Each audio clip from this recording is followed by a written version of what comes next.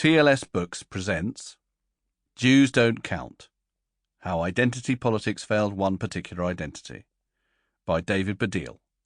Read by David Baddiel. For my mother, Sarah Fabian Baddiel, who certainly counted. I'm going to give you some examples of a recurring phenomenon.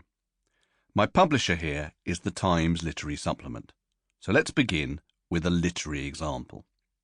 In August 2020, the British newspaper The Observer, which along with its sister paper The Guardian is politically the most progressive mainstream news outlet in the country, published a review of the screenwriter Charlie Kaufman's first novel Antkind by a critic called Holly Williams.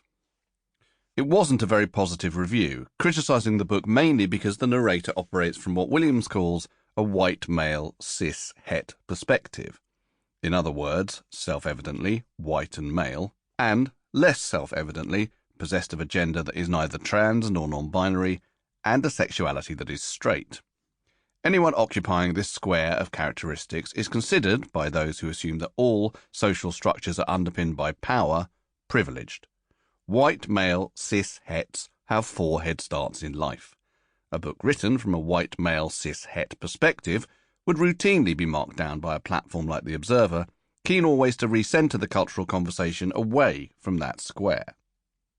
However, the narrator in Antkind is called B. Rosenberger Rosenberg.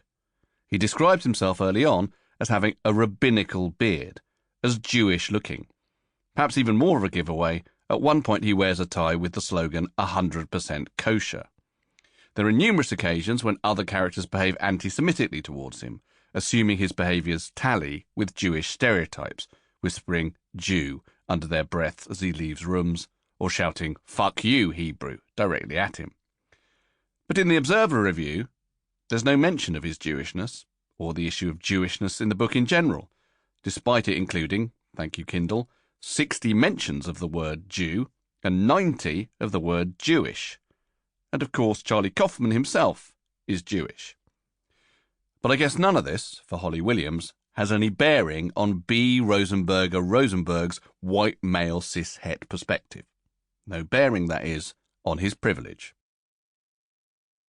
Here is another example, this time from the Danish comedian Sophie Hagen.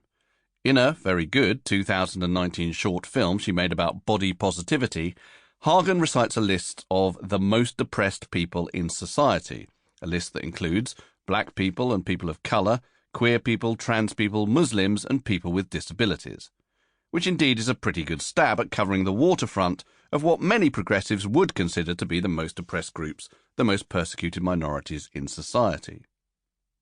But it misses out one persecuted minority, one of the most persecuted minorities in history. Now, imagine that the main character in Antkind belonged to any of these minorities that Hagen mentions.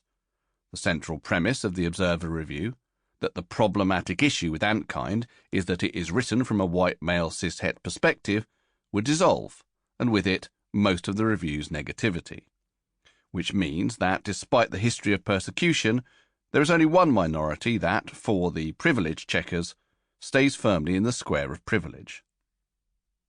Time for a high literary example.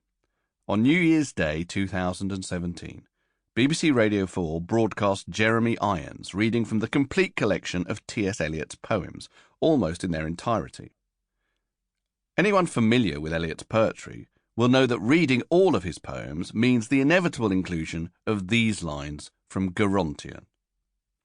My house is a decayed house, and the Jew squats on the windowsill, the owner, spawned in some estaminet of Antwerp, blistered in Brussels, patched and peeled in London.